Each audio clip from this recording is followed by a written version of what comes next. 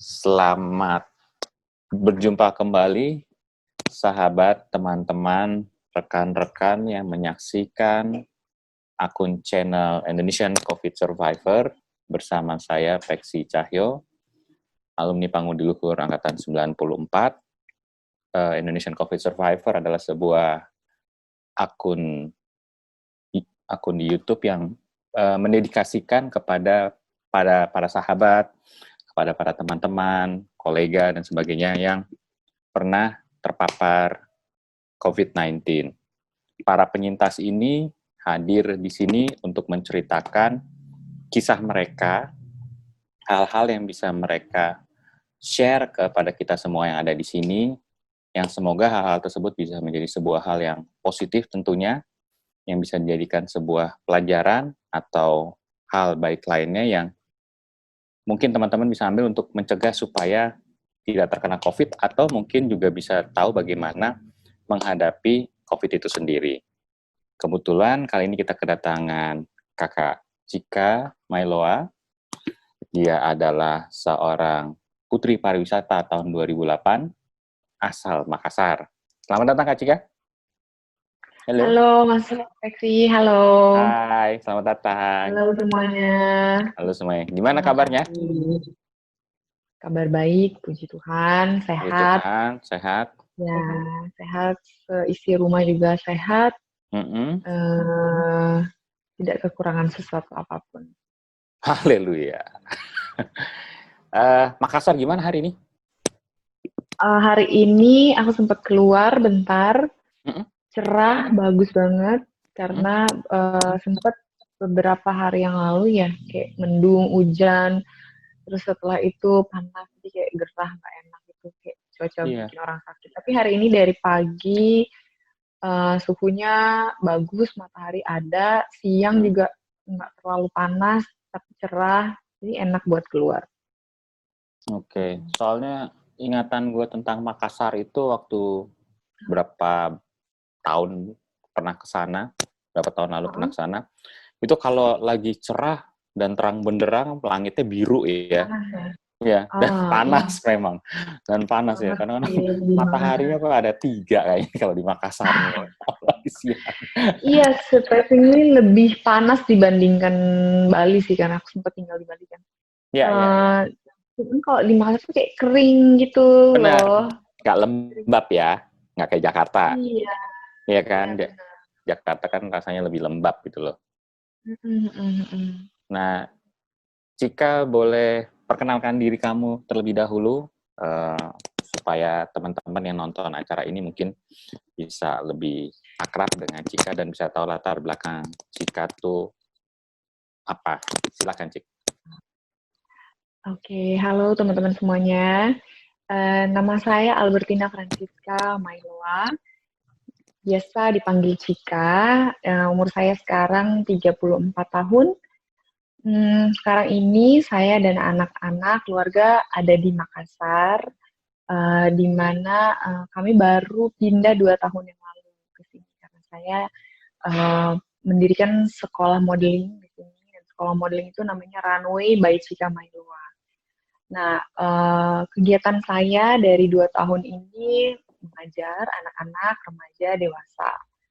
Terus, saya punya hobi yang lain juga, saya suka masak, saya suka baking, saya bikin kue, bikin roti-rotian, segala macam cake gitu lah Mas ya. Kegiatan saya itu ya seputar nggak jauh-jauh dari modeling, dari kegiatan di rumah, karena saya nggak bisa pergi jauh-jauh atau lama-lama pun kalau saya pergi keluar kota karena ada anak-anak masih kecil gitu kan. Beberapa bulan kemarin saya dari tahun lalu terakhir saya keluar kota itu bulan Desember. Terus start tahun ini saya nggak kemana-mana karena saya tuh sering banget hampir setiap bulan tahun lalu saya pergi keluar ke Jakarta gitu, kerjaan dan segala macam. Tapi tahun ini kebetulan memang tidak ada kegiatan, jadi saya stay at home. Maksudnya saya di Makassar aja, nggak kemana-mana, yang ngajar, ya ngapain, pokoknya kegiatannya berkegiatan di Makassar. Bulan Maret itu mulai sebenarnya nggak dari bulan Maret sih, dari bulan Desember ya. Desember. Saya dengar di luar negeri banyak cerita mengenai ada penyakit aneh dan segala macam. Saya pikir itu jauh sekali, jauh. Tidak akan sampai ke Indonesia. Masa sih sampai Indonesia ya? Iya, saya merasa dan pikiran saya nggak mungkin lah karena saya nggak ada rencana kemana-mana tahun ini. Saya nggak go by airplane karena saya dalam pikiran saya penyakit itu kita akan kena pada saat kita naik pesawat terbang gitu. Itu pemikiran paling salah. Sekarang ini saya airplane rasakan disease ya. Oke. Iya, betul. Nah, terus bulan Maret awal apa Februari akhir ya, yang Malaysia lockdown. Jadi temen deketku, sahabat saya yang tinggal di Kuala Lumpur, dia panik. Dia di WhatsApp grup, dia panik. Wah, Malaysia ini udah lockdown, udah gini. Dan dia udah kepanikan, dia udah parno segala macam, dan dia nggak bisa pulang ke Indonesia. Terus saya, aduh dia nih terlalu parno, bikin orang semua jadi panik. Saya benar-benar sangat menggampangkan dia banget. Udahlah kita berdoa aja gitu. Tanggal 14 Maret, ibu saya sakit. Ibu saya sakit, kayak flu, lemes banget. Terus pada saat itu lagi ada mau kebaktian di rumah, tapi dia tetap masak dari pagi. Dia tetap, karena dia kan punya catering ya. Dan ya kebaktian itu bukan cuma 1-2 orang, ini banyak orang gitu. Jadi dia masaknya memang untuk serombongan orang dan itu dari pagi. Terus saya pikir, dia mungkin kecapean kali ya. Ya kecapean lah intinya gitu. Panas meriang. Terus habis itu hari Sabtu. Lalu hari Minggunya saya ada kegiatan ke luar pulau. Waktu itu saya mau barbekyuan sama teman-teman, nyebrang 30 menit dari Makassar, pulau ya, itu pulau private island gitu. Kita ke situ, tapi saya merasa aman di situ karena tidak ada satupun dari teman-teman saya itu yang punya riwayat keluar dari Makassar. Jadi saya pikir ya udah deh saya pergi deh sama kan. I love beach. Terus hari itu juga lagi cerah banget, jadi saya pengen ke sana. Pulang dari sana saya lihat mama saya masih sakit. Oh ya udah deh, panggil tukang pijat apa, dikerokin segala macam. Saya kasih jamu juga karena kita peminum jamu semuanya. Besoknya masih seperti itu, tanggal 16 malamnya saya udah merasa nggak enak badan. Waduh, kenapa nih, masuk angin kali ya? Karena kan saya habis nyebrang tuh 30 menit dari Makassar. Saya pikir mungkin saya masuk angin, terus saya kurang vitamin kali ya. Harusnya saya bawa tolak angin waktu nyebrang itu naik speedboat. Karena kan saya gampang masuk angin gitu ya, mual segala macam. Akhirnya saya minum obat apa-apa. 17 pagi agak mendingan. 17 Maret ya? 17 Maret agak enakan. Nah, mulai sore aduh, meriang, panasku itu hampir 40 derajat, terus aku pusing banget, nggak bisa ngapa-ngapain, aduh benar-benar tergeletak di atas tempat tidur, nggak bisa ngapa-ngapain, nggak bisa berdiri, pusing minta ampun, aduh kenapa ini ya, kayak sakit tapi nggak kayak sakit kayak biasanya, tapi aku pikir ya udahlah mungkin ini memang benar-benar aku masuk angin yang akut kali ya. 18, 19 nggak sembuh-sembuh, bener-bener aku nggak, aduh ya udah deh 19 malam aku ke dokter. Kebetulan di depan rumah ada dokter praktek di rumah gitu, pergilah ke sana, aku minta diperiksa, terus dikasih resep, terus dokternya bilang hati-hati, semua pasien yang corona di luar sana awal gejalanya itu persis seperti ini, kayak mau flu, kayak meriang, menggigil gitu. Waduh, itu udah kayak alarm buatku sama mamaku. Terus besokannya jadi kalian 20, berdua ya ke dokter ya? Sama mama ya? Tapi ya sama mama. Terus besoknya aku cek darah karena aku berpikir mungkin ini DBD kali ya, karena sebelumnya aku pernah DBD juga, dan aku pikir mungkin kambuh atau apa gitu. Ternyata enggak DBD. Terus 21, 22, 23, pokoknya kita masih nunggu gitu. Nah, setelah tanggal 17 sampai 19, 20, setelah dapat obat, meriangku turun, panas nggak seperti dari tanggal 17 itu, udah nggak pusing lagi, udah bisa ngapa-ngapain, makan bisa segala macam. Cuman mulai batuk, terus mulai nggak bisa mencium apa-apa, nggak bisa rasa makanan apapun, terus kalau nafas tuh agak susah, kayak nggak Oke. plong gitu. Nah, Ini dadanya sakit. indera penciuman? Iya, nggak bisa. Aku nggak bisa cium apa-apa, aku Mm-mm. nggak bisa makan, nggak bisa makan bisa, nggak bisa rasa makanannya. Oke. Dari hari ketiga itu langsung gejalaku dengan mamahku itu berbeda. Mamah itu ada diarenya, ada mualnya di muntah, Mm-mm. terus dia nggak mau makan, bukan nggak bisa ya, dia nggak mau, nggak ada Mm. nafsu makan, nggak ada minum pun dia nggak mau, jadi lemes, minta ampun, lemes banget. Aku sampai ini kenapa ya kita berdua? Aku udah mulai curiga nih kayaknya. Temenku ada dari Jakarta, dia bilang, kamu nggak bisa cium apa-apa, itu gejala corona, masa sih? Terus dia kasih link artikel dari luar negeri, namanya anosmia, kalau nggak bisa mencium, nggak bisa merasakan apa-apa. Mm-mm. Oh my god. Itu udah parno, tanggal 24, aku pergi ke rumah sakit Stella Maris sama mamahku, kita berdua cek toraks, karena dianjurkan sama sepupuku, kebetulan dia dokter juga, dia bilang, Mm. jadi kalau memang parno, ke rumah sakit cek toraks. Mm-mm. Karena tapi apa sebenarnya daripada kita Iya, bertanya-tanya, benar-benar. karena ini kan juga penyakit baru, sepupuku yang dokter pun dia nggak tahu yang pasti, tapi dia tetap kayak menenangkan, dia tetap kayak ya udah kalau memang mau jawaban ya mendingan kita cari tahu sama-sama. Benar. Dan ternyata memang kami berdua pneumonia, saya dan ibu saya, yang merupakan salah satu gejala corona. Langsung dari situ kita ke rumah sakit. Kita dari rumah sakit pulang dulu. Habis itu pulang malamnya kita ke rumah sakit langsung. Mm-mm. Saya, ibu saya, dan ayah saya.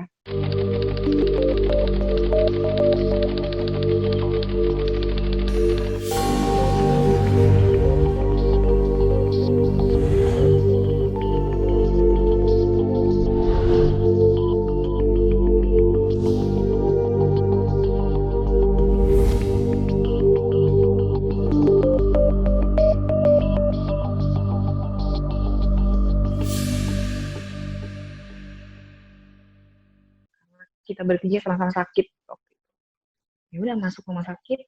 Saya yang tadinya udah baik-baik aja, udah bisa jalan, udah bisa apa, masuk UGD itu IGD jam 2 pagi. Aku Oh ya? mulai panas lagi, Mm-mm. mulai panas, mulai meriang lagi, mulai demam lagi deh pokoknya, mulai Mm-mm. kambuh lagi. Akhirnya aku juga memutuskan untuk ya udah aku juga ikut masuk opname. Mm-mm. Besokannya, oh nggak besokannya, 2 hari kemudian kita dijadwalkan untuk swab test itu di tanggal 26 Maret. Yang pertama. Yang pertama swab testnya hanya saya sama ibu saya, karena yang menunjukkan gejala itu cuma kami berdua. Kalau papa Oke. itu masih mau diobservasi dulu, karena kan dia punya penyakit bawaan, dia diabetes, dia hipertensi, dia juga ada stroke ringan juga, pernah Oke. stroke ringan. 4 hari kemudian kami dapat kabar bahwa kami berdua, saya dan ibu saya positif COVID-19. Tapi sebelum ada kabar pun, sehari setelah kami swab test, kami langsung dipindahkan ke gedung lama Rumah Sakit Stella Maris, yang mana gedung itu ya memang untuk pasien karantina COVID-19, PDP maupun konfirmasi positif. 3 minggu kami ada di rumah sakit waktu itu. Kami di sana menunggu sampai swab test yang ketiga. Oh iya, setelah swab test yang kedua tadi, jaraknya berapa lama? Yang kedua, jaraknya itu nggak lama ya? sih. Nggak lama, tanggal 9 April kalau nggak salah. Ya, 9 April. 10 harian ya itu ya. Mingguan lebih lah ya. Nah, selama kami di rumah sakit, ibu saya memang perlu waktu agak lama untuk dia recovery karena mengingat dia lansia, terus dia juga ada penyakit bawaannya juga. Kalau saya hari kedua setelah di rumah sakit, saya udah bisa makan, saya udah bisa mencium lagi, jadi kayak udah fit lagi. Iya, jadi mungkin karena obat-obatan, karena dan mungkin daya tahan tubuhnya Cika. Iya. Oke. Jadi membantu ya. Responnya cukup cepat berarti tubuh kamu ya. Cuman 2 hari, habis itu kamu bisa mencium lagi ya. Iya. Dan merasa lagi ya, indera pengecapnya ya. Iya. Oke. Senang banget sih. Jadi kayak suapan pertama makan itu bisa makan dengan enak, jadi kayak semua. Pesan makanan apa waktu itu? Ingat nggak? Oh, pasti kangen makanan berat. Rumah sakit aja. Makanan rumah sakit aja, nggak boleh pesan makan dari luar ya? Boleh sih sebenarnya. Boleh Nah. sih, tapi karena menurut saya dengan makanan rumah sakit ini udah cukup banget, karena selama ini kan nggak bisa rasa makan apa-apa gitu. Nah, setelah itu baru sering pesen makan dari luar kalau pengen makan apa gitu. Apa makanan favoritnya?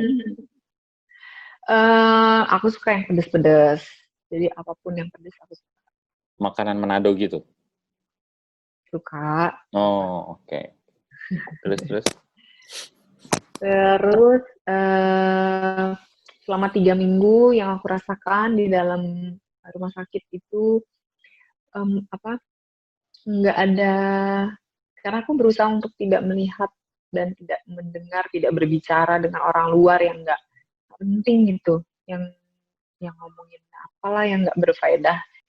Jujur gue penasaran gimana caranya kamu ya terutama mungkin psikis kamu atau mental kamu untuk bangkit dari situasi COVID ini dalam proses kamu berada di rumah sakit. Karena kan pasti, ya tadi kan kamu cerita di awal kamu mengenalkan diri kamu sebagai putri pariwisata, terus aktif di modeling, dan sebagainya. Artinya, ya karena gue fotografer mungkin sedikit banyak gue tahu kali ya tentang dunia modeling gitu kan. Artinya kamu tidak pernah jauh dari lampu sorot, mungkin gitu kali ya kalimatnya ya. Hidup di bawah lampu sorot, cepretan kamera dan sebagainya. Nah terus dia gua COVID nih gitu kan. Itu kan pasti shock lah ya, kurang lebih ya. Ya.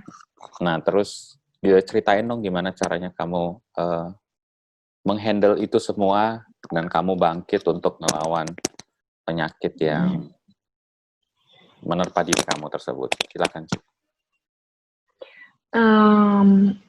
Yeah, of course I miss the spotlight karena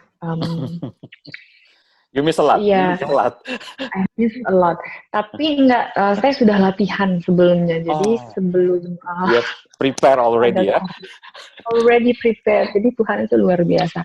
Saya nggak shock banget gitu ya, karena sejak saya udah menikah punya anak, ya itu sudah merupakan latihan buat saya untuk nggak berada di spotlight itu kembali. Oke. But shock pasti karena 3 minggu bukan waktu yang singkat, apalagi saya harus berpisah dengan anak-anak. Itu yang paling berat. Mereka masih kecil. Mereka yang pertama sih mungkin sudah ngerti kali ya. Kalau yang kedua setengah ngerti, setengah enggak gitu.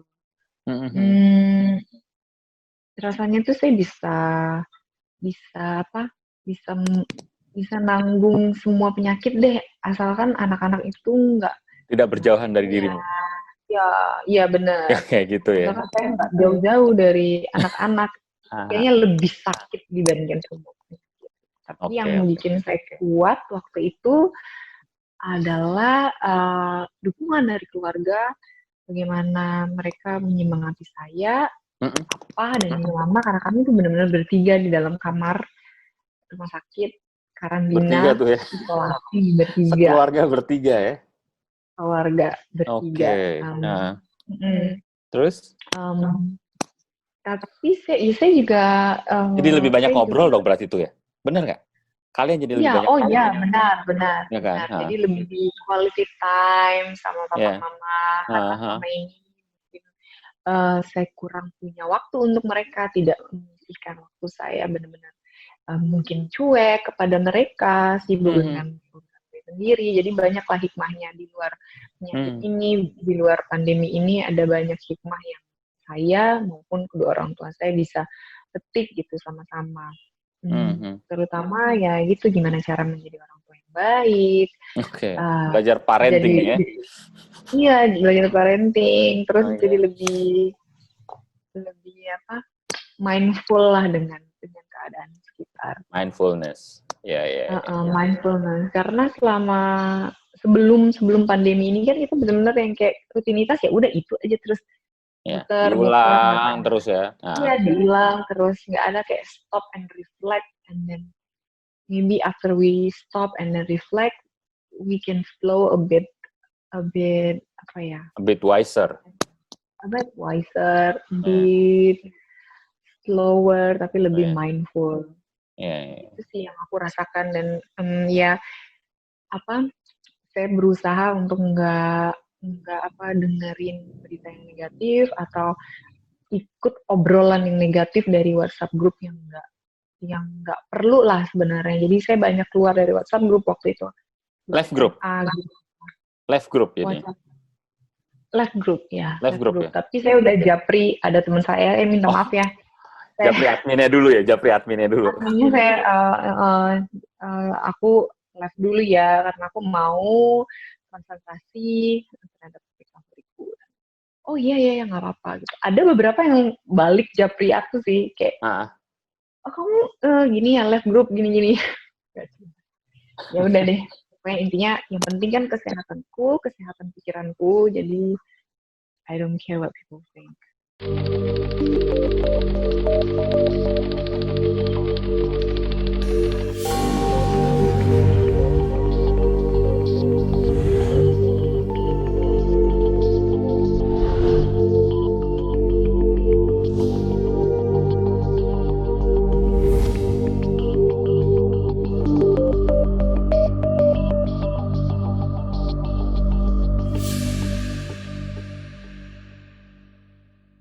oke. Dan Untungnya apa tadi? ya untungnya nggak ada tuh yang namanya masyarakat yang apa sih kayak stigma yang negatif dengan Mm-mm. kami satu keluarga yang terkena COVID-19 maupun itu tetangga atau apapun itu nggak ada. Mm-mm. Oke. Ketika live group ngasih tahu kamu sedang terpapar COVID atau gimana? Oh Nggak? tahu, mereka tahu, Tahu ya, tahu tahu ya. mereka. Seperti apa Tahu. reaksi teman-teman? Eh mereka kaget. Menurut kamu kan mungkin kadang-kadang kan apa yang mereka ungkapkan mungkin mereka hanya Nggak just trying to terlihat. be nice gitu kan, just trying to be nice gitu. Nah kira-kira yang Cika rasain tuh apaan? Takut mereka, Mereka takut, takut ya? panik, Ah, takut. Ada temanku di Jakarta, dari Jakarta telepon aku nangis-nangis. Aku nggak hmm, mau apa-apa kejadian sama kamu, udah kayak gitu. hmm, I think like apa ya?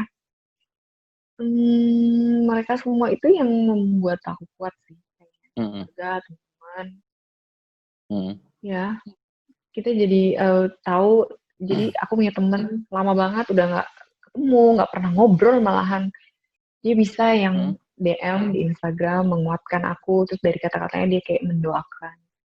Terus hmm, and I felt that love, I felt that strength right within me gitu karena even hmm, stranger hmm, DM aku terus mendoakan juga. hmm. It really helpful sih for me. Oh, Jadi yang oke, oke, oke. Jadi, awalnya aku sakit, aku close friend kan, close friend hmm, aja. Jadi nggak hmm, aku open public, hmm. aku juga kan private Instagramku awalnya. Terus Oh, oke. mama itu, Begitu kamu mama dari dulu private atau begitu dari kamu dulu terpapar COVID? Oh, dari dulu memang. Oke, oke. dari dulu private, terus pas apa namanya, pas sakit, aku close friend, aku kabarin yang close friend kalau aku lagi periksa darah, aku lagi ngantri di rumah sakit, waktu itu cek toraks, terus habis itu aku masuk rumah sakit pun aku masih close friend juga. Terus waktu kita tahu bahwa kita Oke. positif COVID-19, sebelum kita tahu, setelah swab, mama itu kan kayak ketakutan ya, jadi ketakutan karena takut banget ngomong corona, ngomong COVID aja dia takut penyakit itu katanya gitu. Jadi aku pikir aku kasihan karena aku nggak mau mamaku tuh jadi kayak keparnoan sendiri. Aku juga begitu. Terus kita semua jadi apa nanti kalau misalnya kita terus ketakutan. Lalu disitulah aku Ya, berpikir ya, ya. kayaknya aku nggak boleh takut, aku nggak boleh sembunyi-sembunyi, aku harus I have to tell. Jadi dengan aku open up terhadap teman-temanku dan terhadap siapapun itu, aku menemukan kayak kekuatan, keberanian karena aku sudah speak up, aku sudah cerita tentang kebenaran yang ada, yang terjadi pada diriku. Karena sebelumnya berhari-hari aku tertutup, terus aku memang takut tentang stigma orang di luar sana mengenai, kan lagi heboh-hebohnya ya waktu itu. Terus Iya. melihat mamaku ketakutan, terus aku juga ketakutan, terus kita mau jadi apa? Akhirnya yang aku puji Tuhan, aku bersyukur dengan aku cerita, jadinya aku kuat, jadi aku bisa menguatkan ibuku, dan aku juga bisa merawat ibu dengan papa waktu itu. Papa benar-benar lemah banget, dan aku sedihnya karena aku melihat papa yang begitu lemah, yang begitu nggak bisa ngapa-ngapain, jadi aku kayak bisa down tuh karena ngelihat dia seperti itu. Being open to people ya, itu jadi kata kunci ya, Iya. berarti ya. Being open dan being honest to people. Gimana cara ininya? Maksudnya, itu kan it takes a lot of guts untuk sampai di titik itu.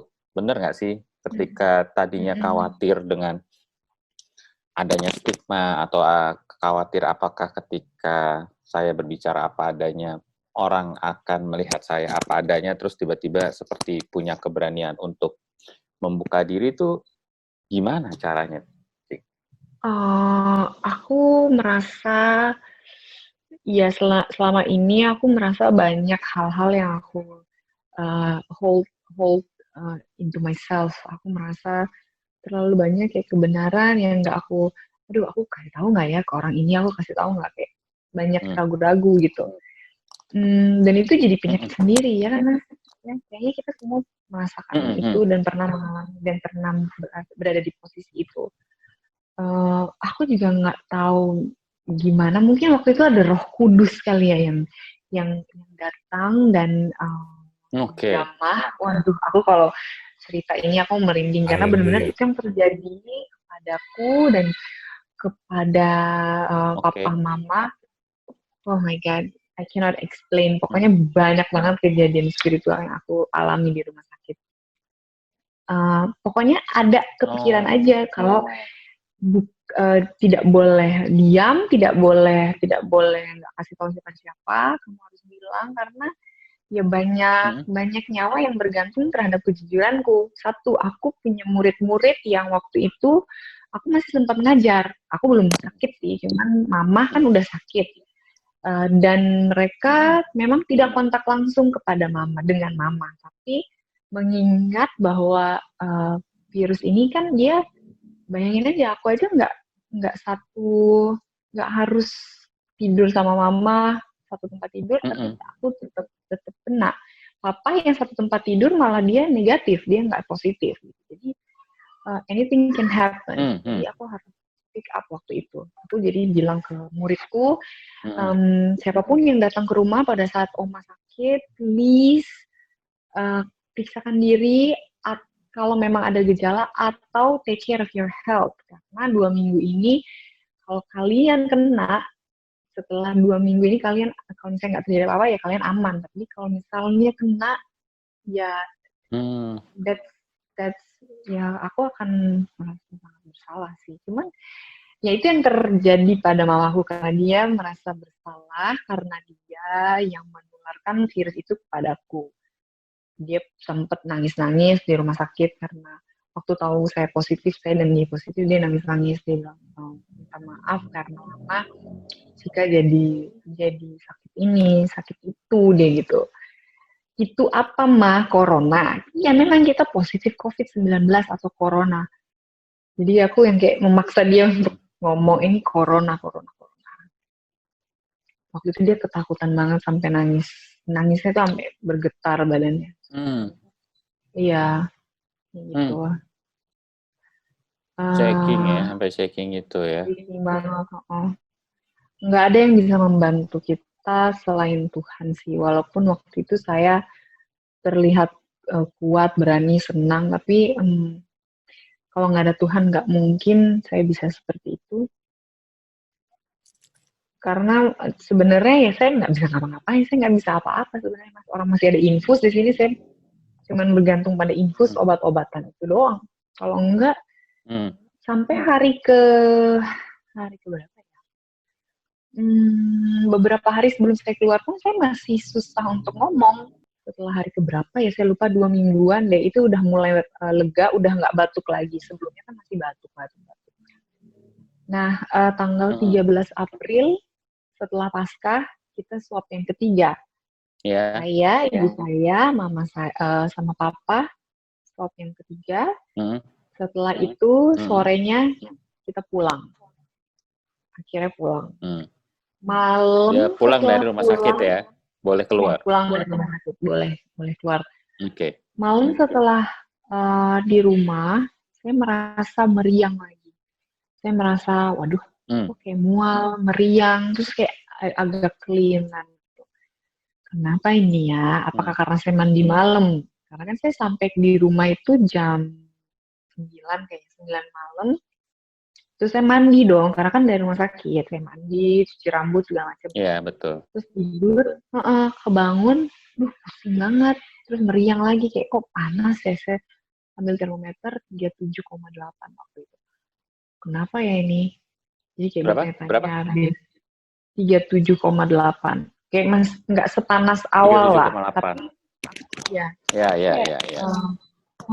Kayak sumeng gitu, gimana sih, nggak enak badannya. Besoknya aku bilang dong ke mama, kok aku merasa badan ya?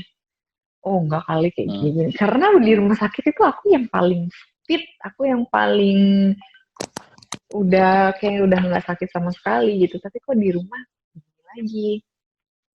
Gitu. Kenapa nggak di rumah sakit aja sih sakitnya, jadi kan bisa jelas tuh. Iya, sekalian ya.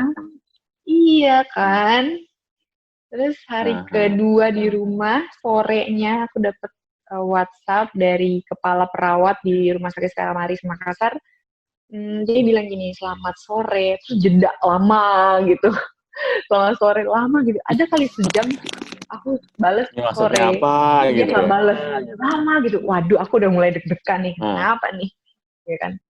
Hasil swab sudah ada. Setelah berapa jam gitu deh. Hasil swab sudah ada. Opa dan oma negatif. Jika kembali positif, terus dia nangis gitu. Oh my God. Kayak deskripsi langit runtuh itu mungkin di situ kali ya. Aku udah mulai anak-anak itu aku nggak tidur sama anak-anak tangga pula ya. Iya, benar banget mas. Jadi perasaan udah seneng di rumah, walaupun belum bisa satu kamar sama anak-anak, pelukan apa segala macam nggak bisa, tapi udah bisa lihat gitu. Misalnya saya duduk di sini, terus anak-anak di sofa sebelah sana itu masih bisa. Jadi waktu saya terima WhatsApp itu, anak-anak tuh lagi deket sama saya. Langsung saya naik ke kamar, saya kunci kamar, nangis di kamar, saya nggak boleh ketemu mereka lagi, kayak masih karantina, oh my God, positif. Dan aku langsung, ya udah 2 hari itu aku nggak kembali, aku menutup diri waktu itu, Mas Reksi. Kembali aku nggak posting Instagram, aku nggak, pokoknya kayak gitulah. Teman-temanku itu bikin video, bikin apa, welcome home, selamat ya, udah survivor COVID-19, corona apalah, survivor gitu-gitu. Oh, terus waktu itu dari Femina Magazine, ya majalah Femina, media pertama yang wawancara aku kan, Terus aku udah bilang, iya pokoknya aku udah negatif, aku udah bilang gitu. Karena rasanya seperti itu sih.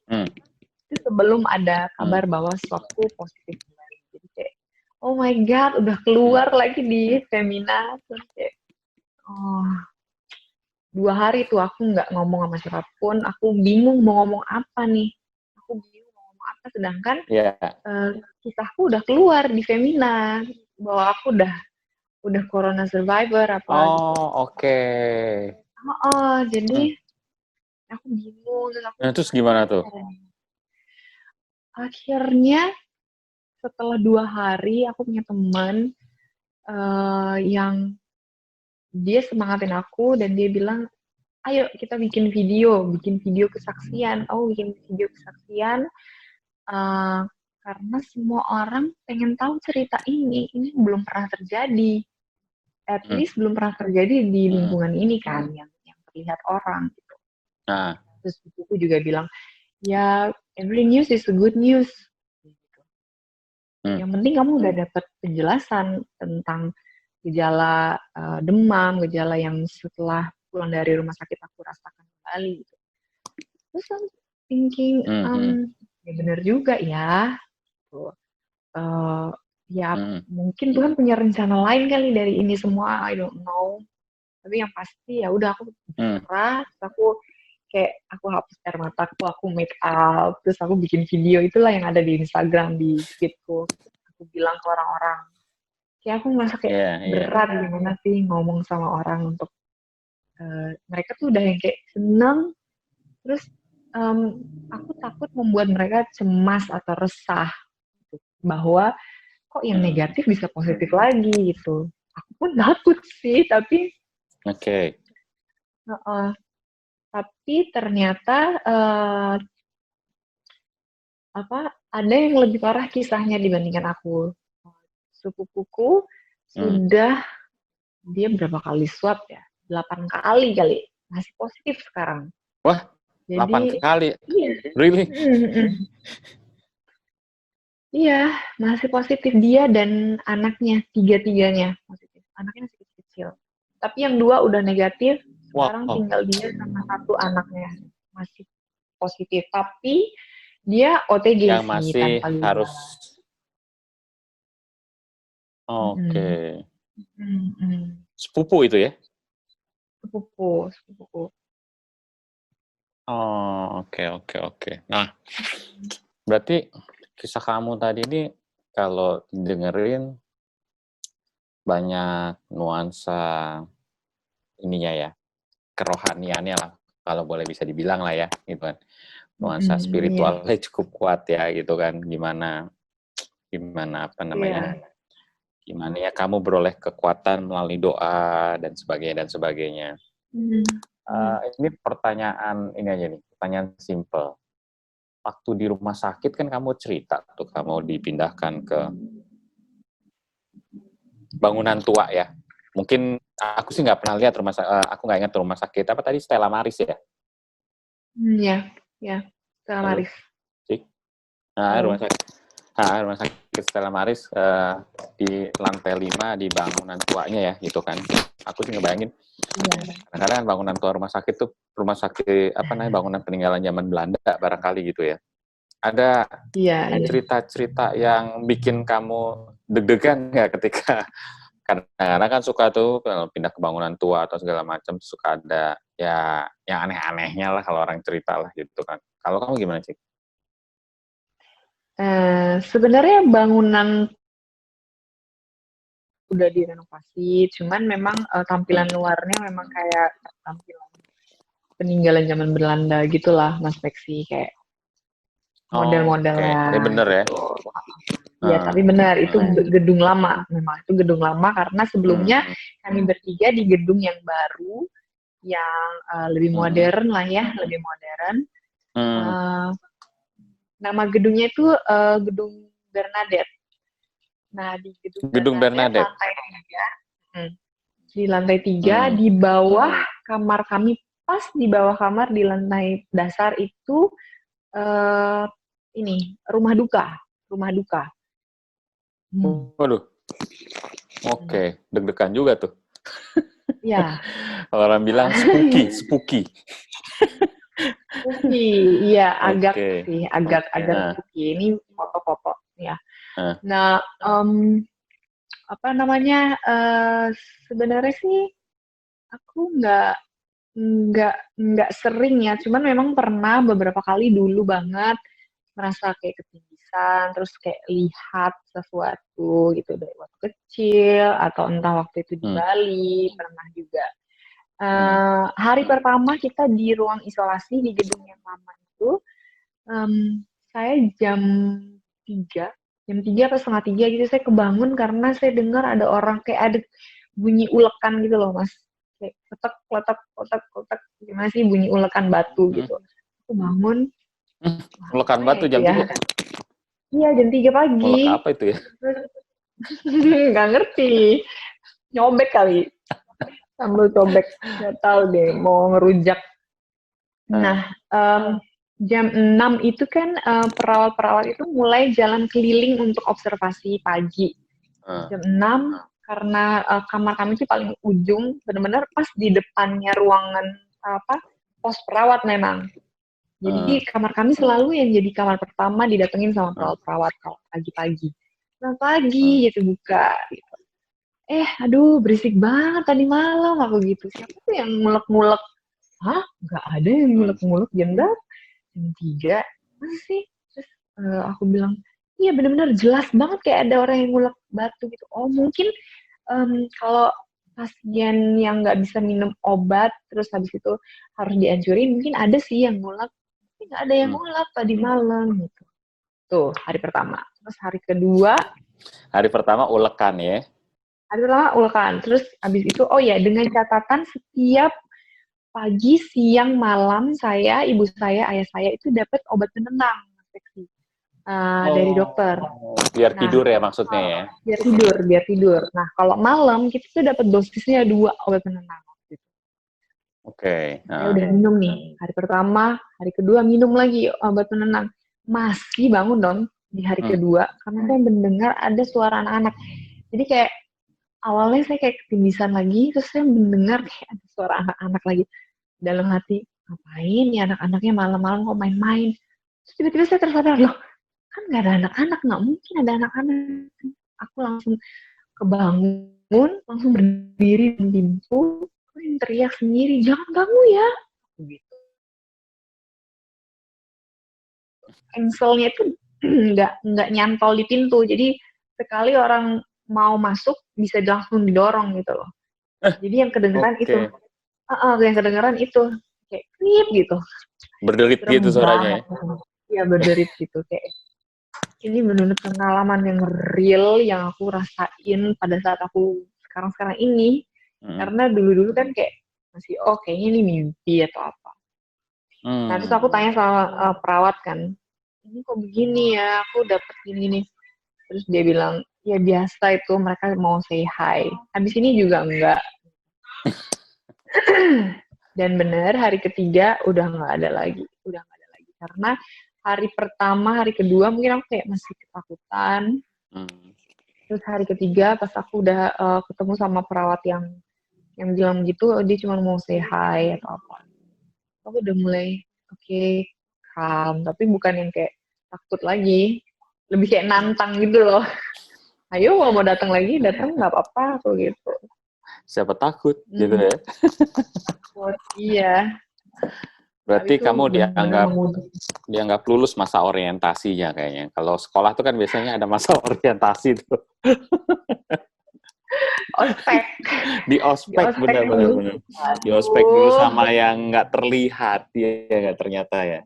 Kita tengok foto-foto Cika dulu yuk. Pasti banyak cerita dari sini nih. Nah, ini foto sedih banget loh, Cik. Uh, iya. gua melihatnya tuh cahaya di matamu tuh redup sekali gitu loh. Ini apa nih Cik ceritanya nih? Ini aku waktu aku divonis kedua kalinya positif lagi. Ini sudah di rumah, Oh ini sudah terus di aku rumah. baru dapat kabar bahwa aku positif lagi. Yang aku tadi cerita kayak langit Hmm. runtuh itu kayak begini. brak, jatuhin dari dari Iya. atas ya. Iya. Ini lagi ngapain kamu? Bingung aja, kok bisa kayak begini. Padahal sebelumnya kan di rumah sakit aku bener-bener fit banget, Seksi. Oke, oke, oke. Kayak nggak ada masalah sama sekali, udah kayak nggak sakit corona lagi. Tapi kok begini lagi gitu. Udah sampai rumah Jadi pula, iya nggak sih? udah sampai di rumah, iya. Jadi Iya, iya. bahkan lebih dari itu aku jadi berpikir macam-macam bahwa apapun bisa terjadi. Yang Oh, tadinya baik-baik aja bisa mm-mm. kembali positif. Terus what next? I could die maybe tomorrow. Sampai aku bilang ke temanku yang di Bali, if anything happen to me, please take care of the kids. Hmm, Uh, really, sampai kayak gitu. really, that serious? Lo Iya, sampai begitu? iya, Oke, aku oke. sampai begitu. Itu Oh, begitu lo dapat kabar ya, saat lo lagi down ya. iya, iya. Eh, Karena mm, karena ya jadi mikir macam-macam karena bener-bener aku di rumah sakit bener-bener sakit banget, terus kok pas tiba di rumah kok malah kayak begini, yang harusnya aku imunku bagus kan harusnya karena Iya, di iya, iya, rumah. iya, iya, iya. Tapi ternyata semua teori-teori kedokteran apapun itu di lapangan itu bisa berbeda 180 derajat Hmm, di ya kenyataan di lapangan, karena papa yang punya penyakit bawaan ternyata dia nggak terpapar sama sekali hmm. oleh COVID-19 yang saya dan ibu saya punya gitu, padahal kami satu kamar selama 3 minggu di rumah sakit. Terus Oh ini ya. ya ini papa baru bisa jalan tuh waktu itu. Selama Oke. berhari-hari di rumah sakit dia sama sekali nggak bisa jalan kan, dia kambuh lagi stroke-nya kan. Oke. Dia bisa Kena di kanan jalan apa kiri? kiri. Kiri ya. Dia Oke, oke. komplikasi ini juga komplikasi dari diabetesnya. Oh, oke, oke, oke. Itu belakang mamah ya tadi. Iya mama. Iya. Oke. Mm. Ini bersama papa ya. Ini yang pakai APD warna coklat itu kepala rumah sakit, Suster Hmm, Luisa. Dia suster biarawati, tapi dia juga oke. dokter, Mm-mm. Dokter Luisa. Dia datang sengaja ke kamar kami. Dia bilang ini mujizat karena Hmm. dapat kabar bahwa papa itu ternyata negatif. Oh, Di situ oke. saya nangis, saya nggak tahan, saya nangis. Hmm. Kayak, oh my God, ternyata dia negatif. Padahal selama ini dia benar-benar yang udah kayak Penyakit udah nggak macam-macam berdaya gitu sama lah ya. sekali. Iya, penyakit Iya. macam-macam. Dan aku tuh kalau ngeliat dia sedih banget karena, Hmm, aduh, hmm, ini nggak mungkin nih dia nggak terpapar dari kami berdua, apalagi dari pula. Terus pernah sebelumnya, beberapa hari sebelumnya dia demam tinggi, mm-mm, sampai halusinasi, ngelihat ini, ngelihat itu. Terus mm-mm. aku yang jaga sendiri waktu itu karena mama udah tidur. Karena bukan udah tidur ya, karena minum obat yang bikin ngantuk. Karena banyak banget obat Seksi, Yang banyak harus banget. kalian minum tiap harinya ya. Iya yang harus diminum. Oke. Ini Ini papa, mama. papa mama eh, ini mereka pakai bukan APD yang ini ya, eh, APD yang seharusnya, ini kayaknya ini deh kayak jas hujan gitu. Iya, iya, iya, benar, benar, benar, benar. Aja hujan motor itu ya. Mirip-mirip gitu ya. Mm-mm. Hmm, hmm, hmm. Ini ya, Aduh, iya sih, kamu kelihatannya lebih, nah ini menarik ini, perkembangan dari tanggal ke tanggal. Nah, tanggal 25 itu kenapa itu? Kok kayak mentally 25 breakdown banget nih, 25 Maret? itu Habis nangis? 25 nangis karena aku baru pertama kali masuk rumah sakit itu. Aku ngerasa demam lagi, demam tinggi di situ. Udah di rumah sakit tuh waktu itu. 28, Terus 29 juga posisinya nih? mana tuh? Iya, Uh, iya. what did you feel at that time? You look so Sebenarnya udah nggak, gloomy. sebenarnya udah nggak rasa sakit sama sekali, masih batuk iya, masih agak sesak, cuman sedih ngeliat papa itu. Oke. Nah, beda kan yang di Hmm. sini nih kelihatan sebelum tanggal 30 Maret tuh cheerful banget, tapi tanggal 30 Maret ngedrop lagi. Nangis kayaknya ya. Nangis karena udah dapet kabar itu kalau Positif. positif, tapi sedihnya bukan karena itu sih. Sedihnya karena ngelihat papa yang lemah. Mm-mm. eh jadi aku merasa, wah nggak mungkin nih dia nggak terpapar. Kayaknya Mm. 28, 29 itu aku nangis karena aku kangen anak-anak deh kayaknya. Oh, Hmm. kangen berat mamahnya ya. Hmm. Soalnya yang setelah 30 Maret, yang jam 7.50, nggak tahu tanggalnya berapa, ini bisa cheerful banget gitu loh senyumnya. Iya. Jadi upside down banget ya, roller coaster banget ya. Roller coaster. Tapi setelah udah tahu positif sih udah stabil sih Mas. Udah stabil, udah happy, ya udah Oke. mau gimana lagi kita. Ya udah kena gitu kan, mau gimana lagi gitu ya. Nah, coba ceritain, Cik. Oh, sedih banget ini. Ini aku di balkon kamarku.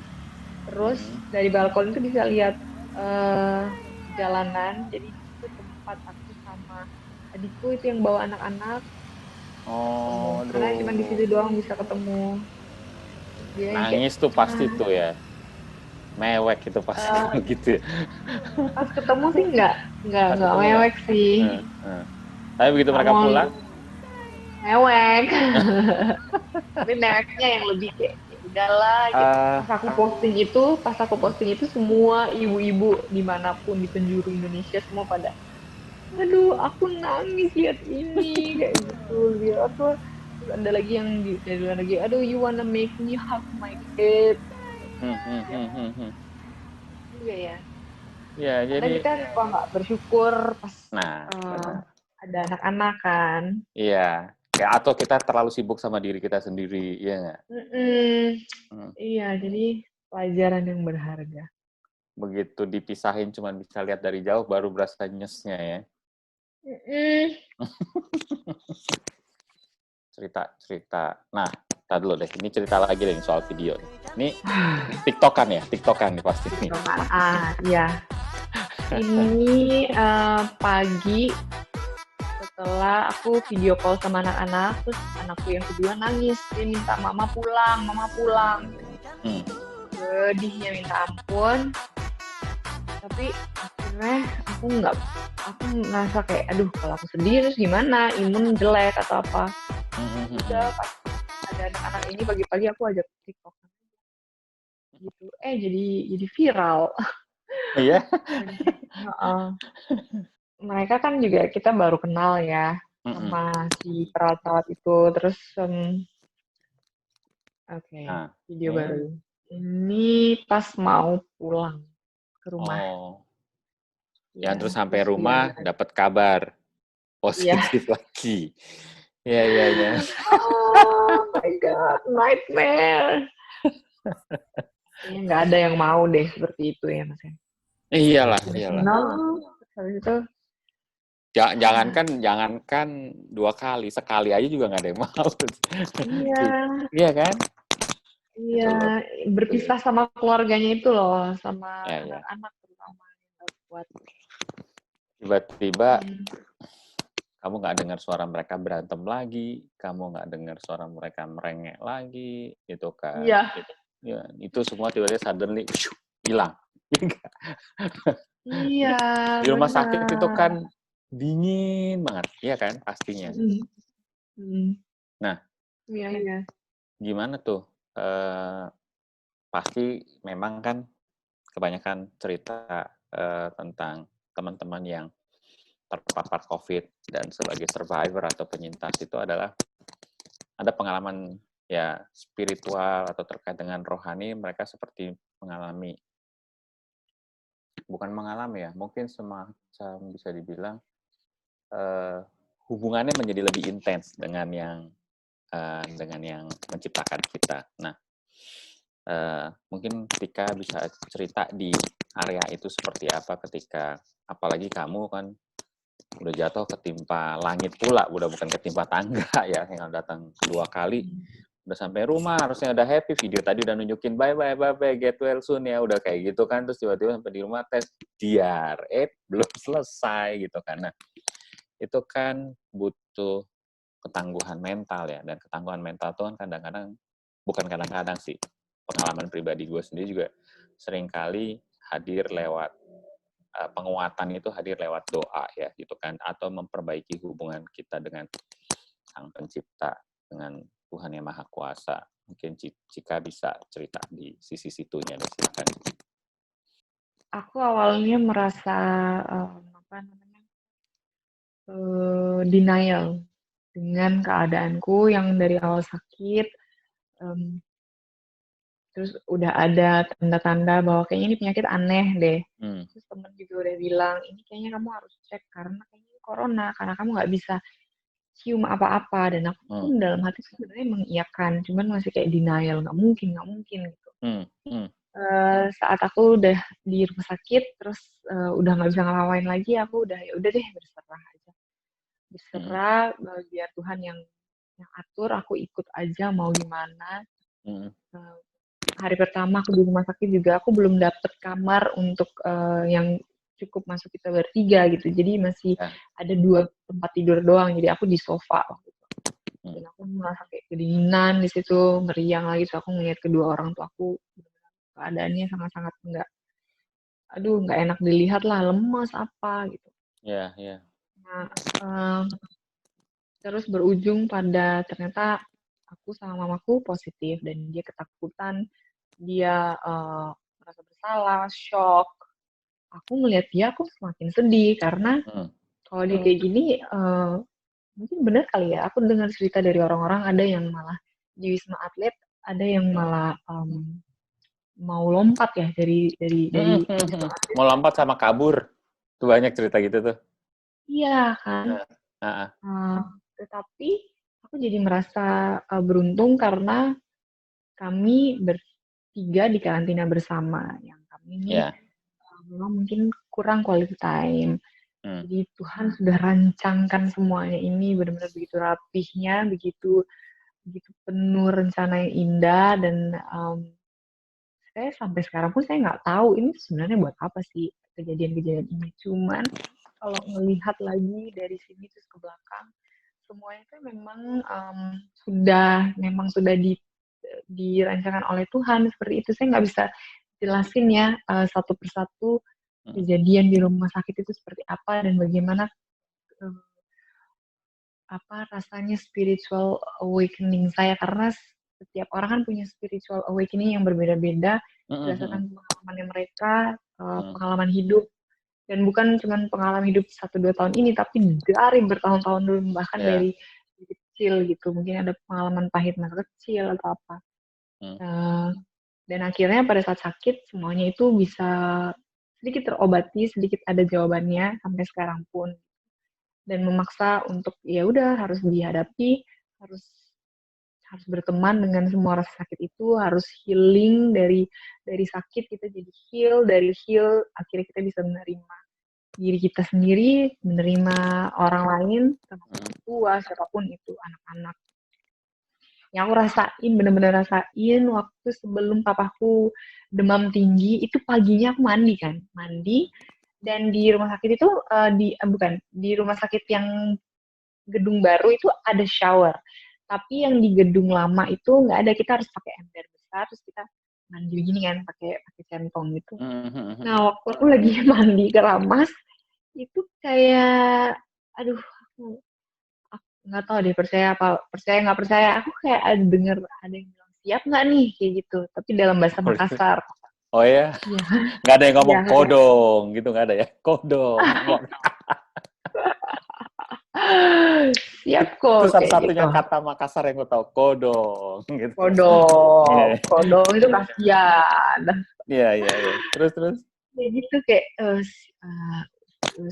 sudah siap mau kok gitu. Hah?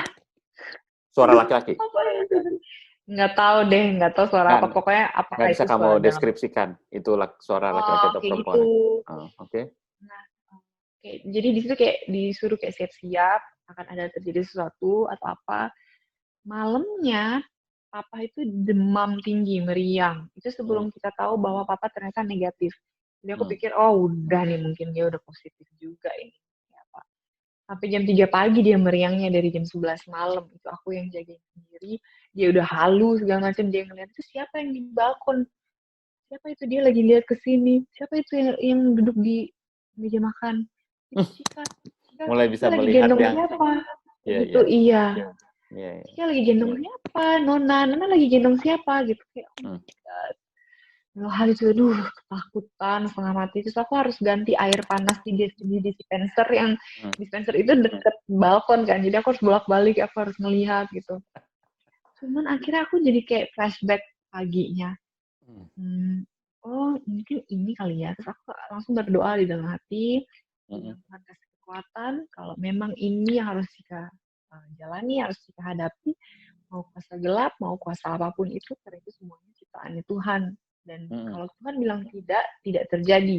Kalau Tuhan yang mengizinkan, berarti kita memang harus hadapi. Jadi kita berserah aja Tuhan. Tuhan mau kasih apa, bencana, Tuhan mau kasih sakit penyakit, Cika terima semuanya Tuhan, kasih Cika." Dalam hati Cika, aku gitu kan. Gitu langsung kayak like boosting up my faith, my energy. Aku langsung nggak ngantuk lagi, Mas. Itu kan obat ada 12 kali aku Iya. makan. Langsung nggak ngantuk, langsung teng gitu. Oh my God, I cannot describe how I felt that night. Akhirnya aku punya kekuatan itu dari doa yang singkat banget sebenarnya. Padahal sebelumnya tuh aku langsung sampai ketakutan. Aku pegang badan papaku kan, "Pa bilang darah Yesus, darah Yesus." Matanya tuh udah kayak mau keluar. Kalau kita ngomong darah Yesus, dia pergi. Dia pergi. Itu orang pergi yang di situ. Oh, udah, mau nangis, mau Waduh, apa. tambah pusing ya. Iya. Tapi akhirnya aku dapat pelajaran bahwa kalau kita melawan perasaan itu malah semakin datang gitu loh. Si Oh ketakutan itu iya. makin, ayo lo mau kemana lo, kayak gitu. Tapi saat kita ya Oke. udah, lu mau ngapain? Ya udah, ini aku, kita Lebih sama-sama lebih diciptakan oleh pasrah Tuhan dan yang berserah sama. malah lebih ini ya. Malah ya udah kayak gitu. Hmm. Aduh, gila, itu mujizat, dan itu benar-benar it shaken my life inside out. Trust me, kalau if you were in my position, you will know how I feel that night, how I felt gimana Roh Kudus ada dalam semua jari-jari Cika sampai ujung rambut, ujung kaki itu semuanya dipenuhi oleh Roh Kudus. I cannot explain. Kalau Dijamah ya. ada yang namanya iblis, berarti ada juga Tuhan, dan Tuhan itu yang menciptakan iblis. So why we have to afraid? Why we human have to be afraid of the devil? Sedangkan evil, devil, penyakit, semuanya itu, semua yang busuk dari dunia ini kan dari Tuhan juga. Kalau Tuhan mengizinkan, berkehendak. udah kayak pendeta deh gue.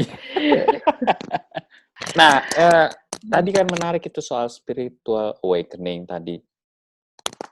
Kebangkitan spiritual kan, bahasanya gitu. Kebangkitan rohani ya, gitu. Bahasa Indonesianya kurang lebih kan. Ketika kamu di rumah sakit kan, kamu menemukan momentum itu. Benar nggak? Nah, gimana caranya mempertahankan momentum kebangkitan yang positif itu begitu kamu sampai di rumah dan kamu positif lagi dibilang COVID kan?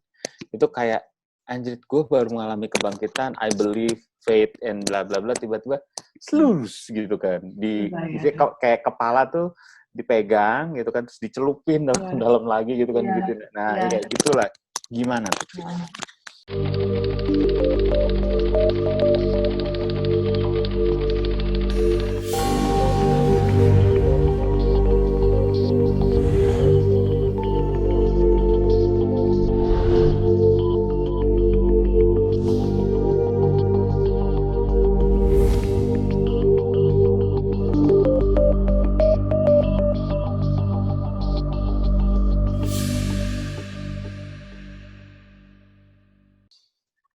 Aku merasa ini momen yang sangat tepat karena kita merayakan Jumat Agung, terus habis itu Paskah kan di rumah sakit semuanya. Tadinya itu waktu saya dan ibu saya divonis positif pertama kali itu sebenarnya udah boleh pulang dari rumah sakit. Dokter bilang udah pulang aja, karantina mandiri di rumah, ini juga bisa kok secara klinis. Karena kita udah sembuh. dianggapnya ringan ya kategorinya. Iya. Okay, kan? Ya, ringan mungkin ya karena nggak terlalu parah. Iya.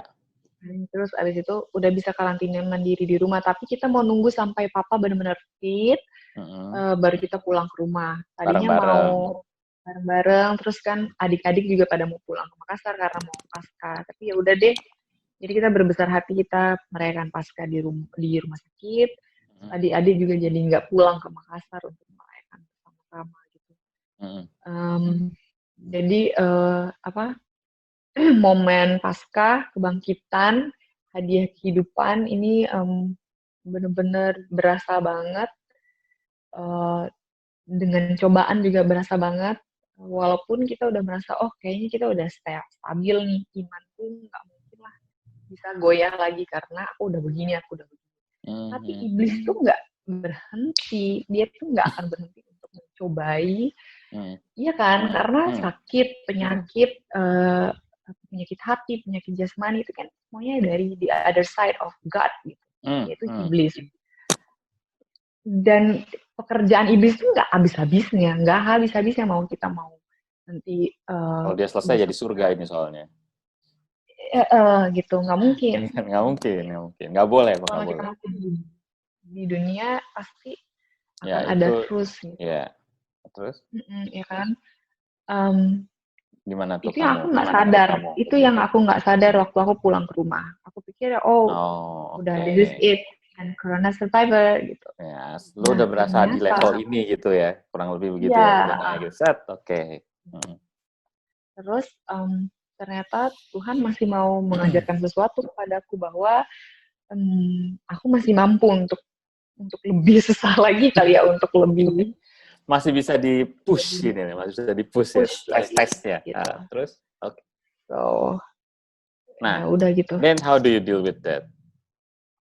Kan nggak mudah tuh ketika kayak gitu. Mungkin ada nggak marah? Marah nggak? Punya nggak? Bertanya kepada Tuhan, akhirnya.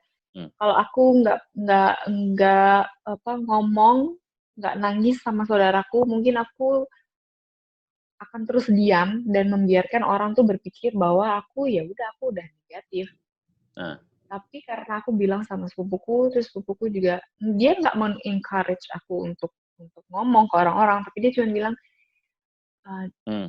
kamu lakukan apa yang kamu mau lakukan. You do what you have to do. Kamu mau nangis berhari-hari, kamu mau diem, kamu nggak mau bilang ke orang-orang, nggak apa-apa. Itu hakmu. Kamu nggak usah merasa terbebani atau apa gitu. Tapi dia bilang, every news is a good news. Tadi yang aku bilang, every news is a good news. Jadi ya, kamu harus bersyukur. Dan banyak orang yang akan menghargai cerita ini kalau kamu semangat untuk kasih tahu. 2 hari aku nggak ngomong sama siapapun, aku berdiam diri di kamar, aku nangis. Lalu aku berdoa lagi kepada Tuhan jam 3 pagi, terus jam 3 siang besokan harinya, koronka, malamnya baru aku berani jujur ke orang-orang. Itu tadi, dengan aku jujur dan aku terbuka, kembali aku dapatkan kekuatan itu. Kembali aku merasa, wah, gile hebat juga ya aku ya bisa speak up seperti ini, bisa ngomong lagi ke orang gitu. Jadi kayak ada rasa percaya diri, ada kekuatan. Nggak mungkin aku berdiri dari kekuatanku sendiri, nggak mungkin. Pasti ada bantuan dari Roh Kudus, pasti memang rancangannya Tuhan ini semuanya gitu. Ya, dengan berserah aja sih, Mas. Oke. Akhirnya memilih I surrender gitulah ya. Iya. Iya kan? Yes. In terms in your relationship to God gitu kan.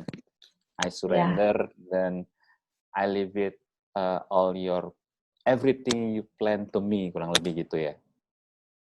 Benar. Dan ada nggak sampai kepikiran gitu kan bahwa ya udah Tuhan, kalau misalkan memang ini rencana Tuhan kepada diriku, apapun yang terjadi, tolong jaga anak-anak saya. Apakah udah sampai di titik itu? Udah sampai di titik ya? itu sih. Udah sampai di titik itu ya? Karena down dan jadi mikir macam-macam, dan mikir bahwa ternyata bisa terjadi ini, dan semuanya artinya bisa terjadi juga, karena teori yang saya tahu nggak terjadi di lapangan. So, pasti yang pertama saya pikirkan adalah keselamatan anak-anak dan Iya. keadaan anak-anak. Jadi kalau misalnya ibunya nggak ada, kemana nih? Aku harus ngomong ke siapa? Gitu. Ya pasti ke orang terdekat. Gitu. Karena aku nggak mungkin kan bilang ke orang-orang, gue nih kayaknya gini-gini. Pasti ke orang terdekat aja gitu, keluarga gitu.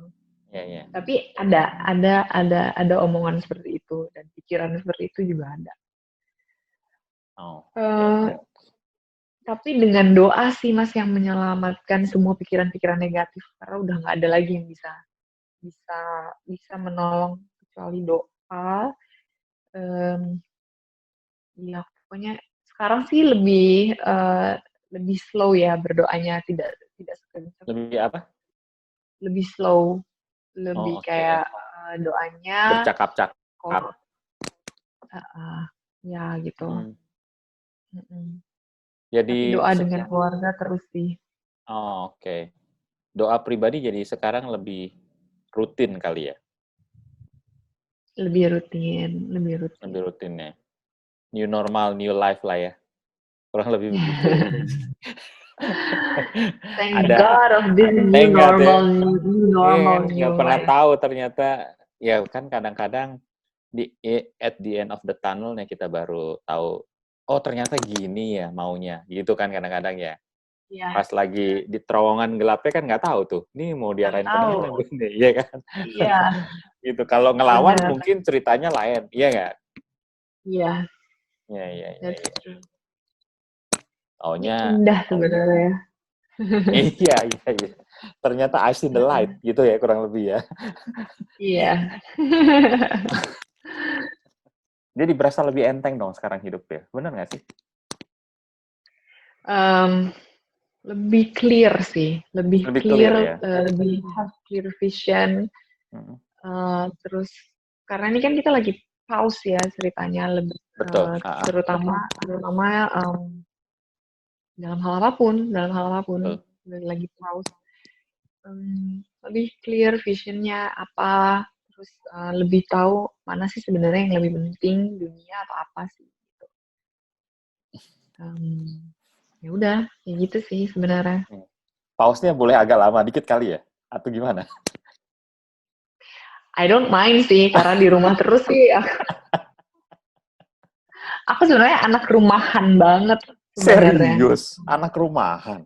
Setelah Aku anak living under the rumahan. spotlight, tapi lo anak rumahan? Basically, serius? Basically, I'm very introvert. Very introvert. Jadi Very aku introvert. yang di atas panggung itu kayak My others semuanya. personality. Semuanya. My other personality, my alter ego. Oke, Cika. Bincang-bincang kita luar biasa. Pengalaman kamu yang kamu sharing itu juga luar biasa. Banyak banget sih dari pengalaman kamu itu yang gue sendiri bisa belajar gitu loh dari pengalaman pergulatan yang kamu alami ketika kamu tahu kena COVID, terus kamu berjuang, kamu bisa sembuh, dan kamu bisa melihat lagi ke belakang apa saja yang ternyata bisa membantu kamu melewati fase-fase sulit itu. Nah, mungkin tips-tips itu bisa dong diceritain ke teman-teman di sini yang kamu alamin aja bagaimana cara melewati fase-fase sulit tersebut supaya bisa sembuh. Karena memang kan ada orang ketika lo belum kena ya pilihannya adalah menjadi sehat atau terkena. Tapi ketika lo kena pilihannya adalah sembuh atau lewat kan gitu ya bahasanya kan gitu. Nah, gimana sih tipsnya itu melewati fase-fase sulit selama kita terpapar COVID? Silakan, Cik. Aku benar-benar nggak tahu di mana aku bisa dapat semua kekuatan itu kalau aku nggak punya satu Tuhan dan kedua adalah keluarga. Kalau aku sendiri di dunia ini terus aku mengandalkan kekuatanku sendiri, aku yakin aku juga lewat seperti bahasanya Mas Peksi.